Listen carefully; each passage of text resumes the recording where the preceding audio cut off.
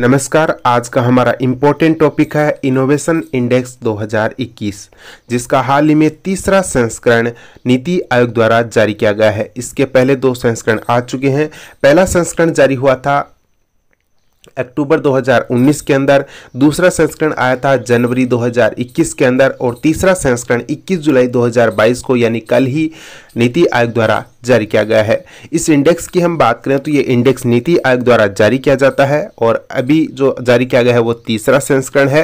इस इंडेक्स से जितने भी एग्जाम के अंदर यानी आगामी जो भी प्रतियोगी परीक्षाएं हैं, चाहे आप एसएससी की तैयारी कर रहे हैं या रेलवे की तैयारी कर रहे हैं, इसी के साथ में आईबीपीएस जो भी आगामी भर्तियां करवाने वाला है उनकी बात करें, या राज्य यानी राजस्थान के अंदर जितनी भी विभिन्न प्रतियोगी परीक्षाएं होने वाली है उन सभी के अंदर यहां से डेफिनेटली आपका सवाल पूछा ही जाएगा।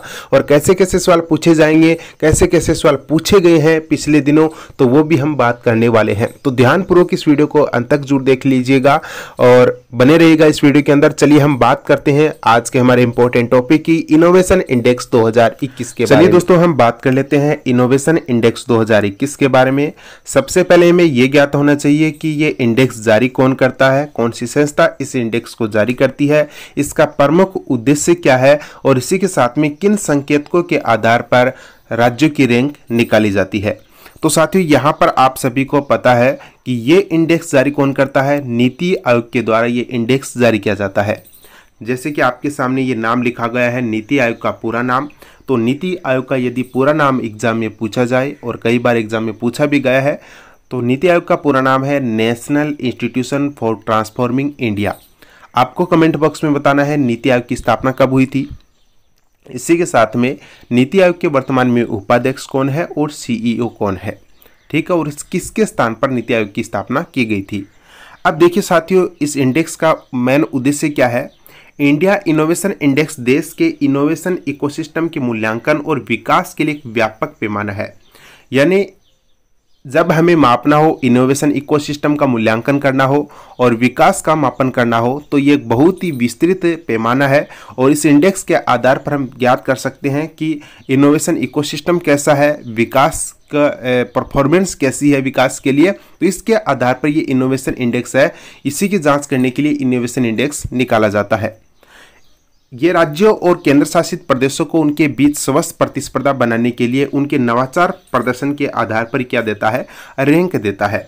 आगे देखिएगा, इसका तीसरा संस्करण है वो ग्लोबल इनोवेशन इंडेक्स के ढांचे पर ड्राइंग करके पूरे देश में नवाचार विश्लेषण के दायरे पर प्रकाश डालता है।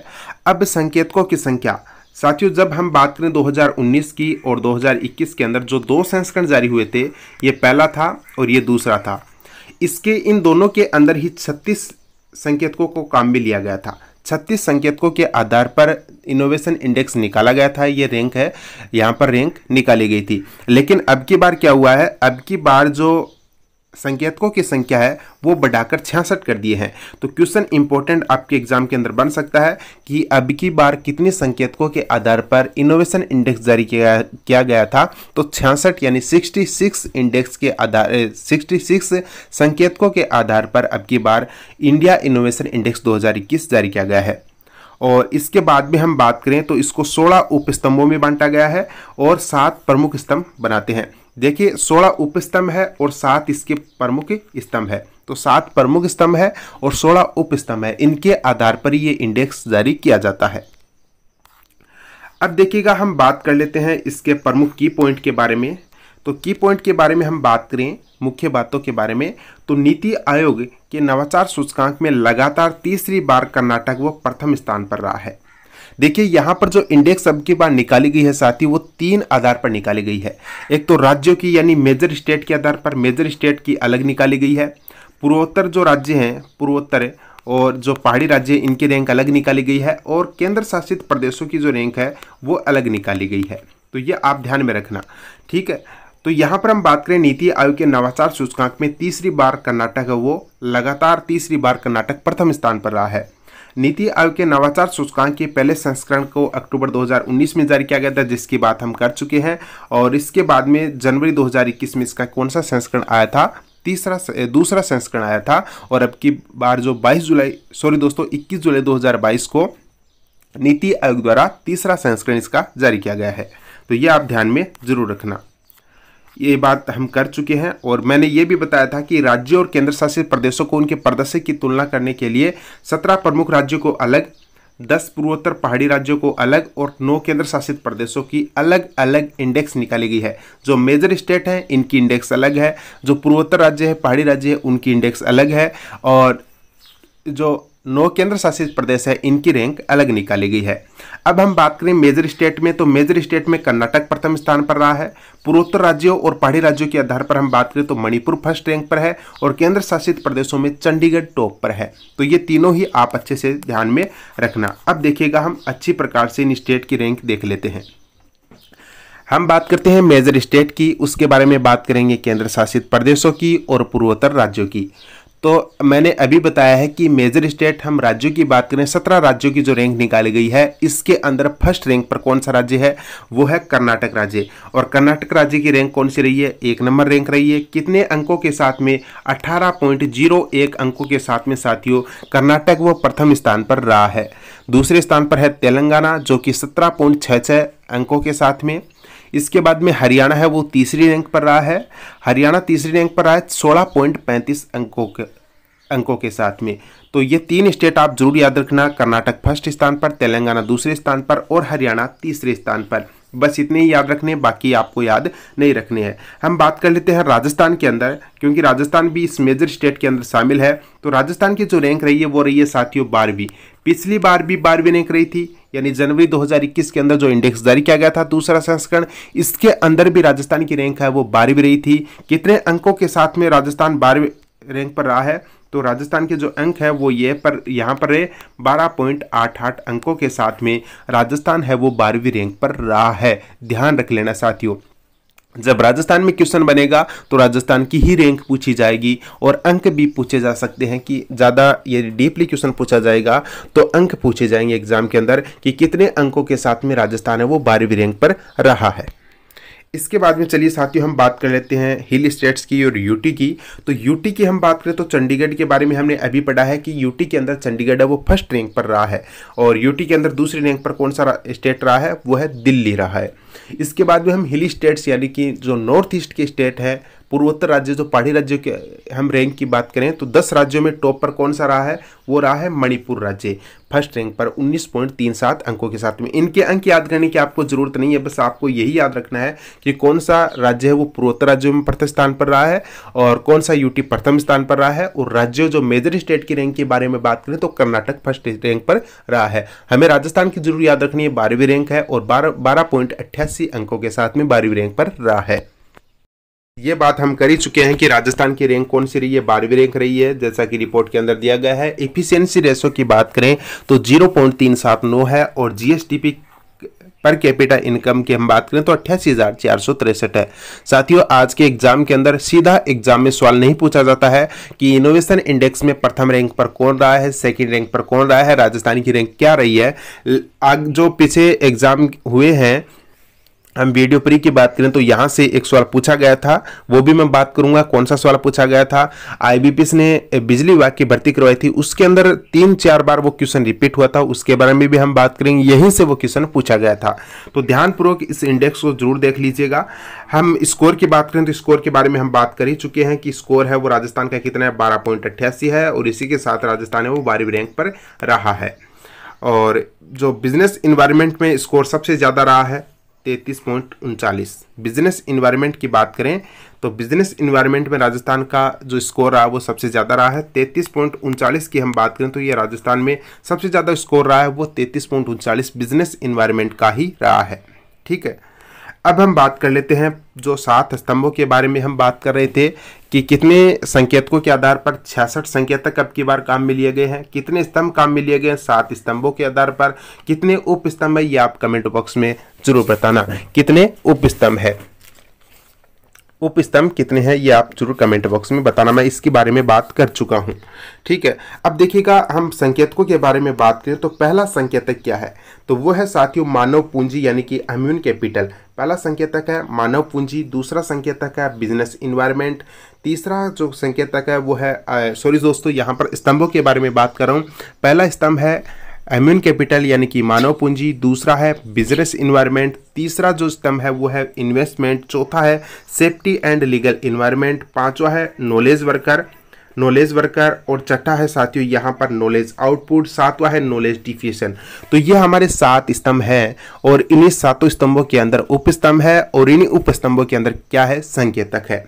तो देखिएगा अब सवाल कौन सा एग्जाम के अंदर पूछा जाएगा। तो देखिएगा एग्जाम के अंदर जो सवाल पिछली बार पूछा गया था और वीडियो प्री के अंदर भी पूछा गया था और साथियों आईबीपीएस ने भी 3-4 बार इस सवाल को पूछा है, school with functional computer facility की कितनी प्रदेश के अंदर, राजस्थान की हम बात करें तो राजस्थान की हम बात करें, ये राजस्थान की रिपोर्ट आपके सामने, राजस्थान के अंदर कितने स्कूलों के अंदर कंप्यूटर सुविधा है, यानी राजस्थान की कितने स्कूलों के अंदर कंप्यूटर सुविधा उपलब्ध है। तो ये दे रखा है 44.21% स्कूलों के अंदर कंप्यूटर सुविधा है। इसके क्वेश्चन आपको आगे मिल जाएंगे, मैं आपको पूरे क्वेश्चन करवा के रहूंगा, टेंशन मत लीजिएगा।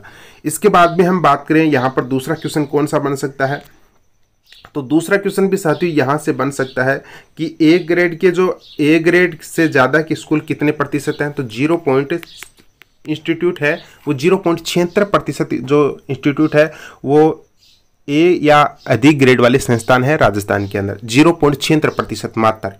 इसके बाद में हम बात करें यहाँ पर बिजनेस इन्वायरमेंट की, तो यहाँ पर एक दे रखा है ease of doing business score कितना है राजस्थान का, वो है 29.86%। 29.86 स्कोर क्या है, ईज ऑफ डूइंग बिजनेस है राजस्थान का।